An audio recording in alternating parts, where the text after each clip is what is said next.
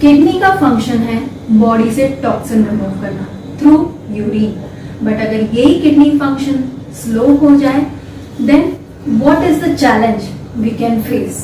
Let's understand.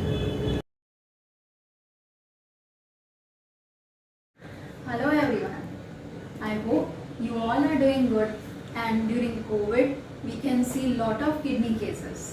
Kidney challenge is a silent killer which is affected due to obesity, high blood pressure, diabetes, which gradually impacts other organs. One of them is kidney. आपको पता है more than 1 crore people are impacted by kidney challenge and cases are increasing every year.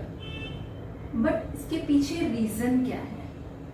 Reason है simple सा, जो आप consistently wrong steps ले रहे हैं जिसकी वजह से किडनी इम्पैक्ट हो रहा है. वो है आपका intake of excess salt, intake of excess protein.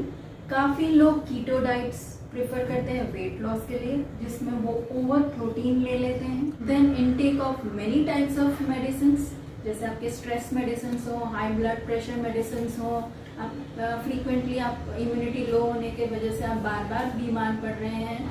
Then diabetes के मेडिसिन हो, मेनी टाइप्स ऑफ मेडिसिन जो आप ले रहे हो.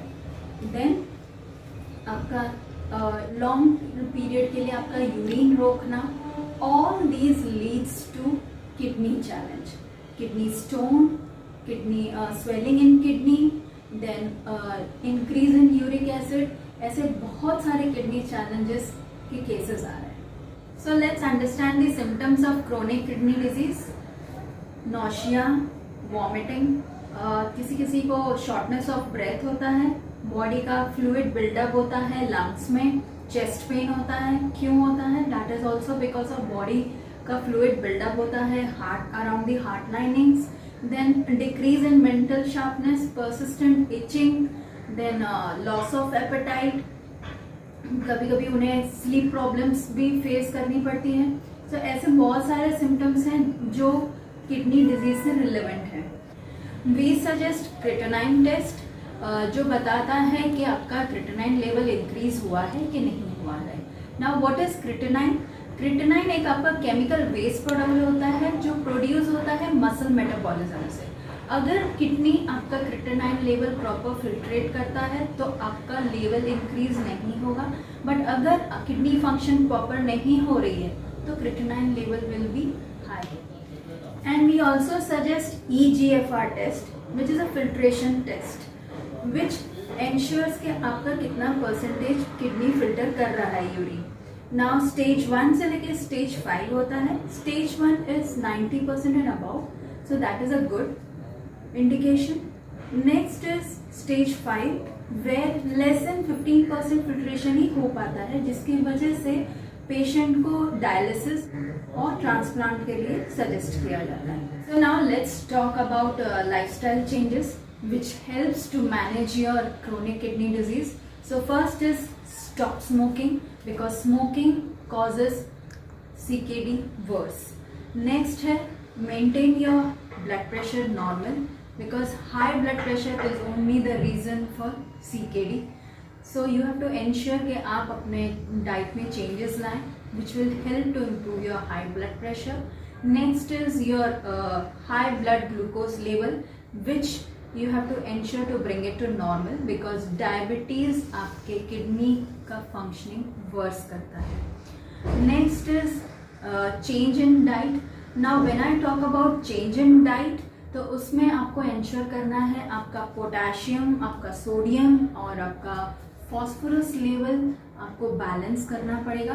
But that is only possible with the help of dietitian. Reason behind is जब आप EG पर टेस्ट करवाते हैं तो आपका जो स्टेज, आप जिस स्टेज में हैं, स्टेज 3 में है, स्टेज 4 में है, स्टेज 5 में है, तो उसके बेस पे ही डाइटिशियन आपका डाइट डिसाइड करता है. और अगर आपका पोटेशियम, आपका फॉस्फोरस, आपका सोडियम लेवल बैलेंस्ड होता है तो किडनी के फंक्शनिंग में स्लोली इम्प्रूवमेंट आ सकता है. बट अगर ये नहीं हुआ तो किडनी का चैलेंज वर्सन हो सकता है. So you have to ensure कि आपका diet intake proper physical fitness where exercise plays an important role, but yes you have to be careful. People undergoing chronic kidney disease patient cannot go for heavy exercises. Gradually they have to increase the exercises. Best exercise for them is yoga, in which includes pranayam, and other exercises it should be under observations and it should be recommended by yoga instructor. So here next point is change in diet. Now this diet is not normal diet. ठीक है, यहाँ पे आपके diet में dietitian को ensure करना पड़ता है कि आपका पोटेशियम, आपका फॉस्फोरस, आपका सोडियम लेवल बॉडी में कितना जाना चाहिए. आपका अगर ये लेवल्स इंक्रीज हुए तो आपके किडनी में प्रेशर आ सकता है और आपकी इम्प्रूवमेंट लो हो सकती है. तो that depends on dietitian based on your which stage your kidney level is. So अगर आपका स्टेज 3 है तो डाइटिशियन उसके हिसाब से कैलकुलेशन करेगी कि कितना पोटेशियम, फॉस्फोरस एंड सोडियम जाना चाहिए. स्टेज 4 में अलग डिसीजन लिया जाता है, same for stage 5. So ensure कि आप डाइटिशियन से रिकमेंड करें अपना डाइट. नेक्स्ट पॉइंट जो है वो है आपको लीफी वेजिटेबल्स कम्प्लीटली अवॉइड कर रहे हैं, बिकॉज इन वेजिटेबल्स में हाई अमाउंट ऑफ पोटेशियम पाया जाता है. देन आपको फ्रूट्स जो लो इन शुगर हो वो रिफ़र करना है. ये छोटी छोटी बातें मैं बता सकती हूँ, but yes then too you have to approach your dietitian for your diet. intake of salt needs to be monitored. Please ensure to follow as per given dietitian, because अगर आपका intake of salt बढ़ा तो आपके body में water retention होगा.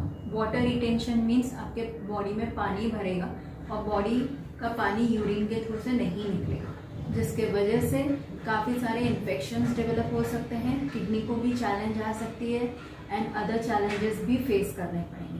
So please ensure कि आपका salt intake should be as per recommended by your dietitian. So now we will talk about the questions which are raised by the clients. So it will be helpful for you as well to clear your doubts. So please let me know the questions. Can kidney patient intake protein?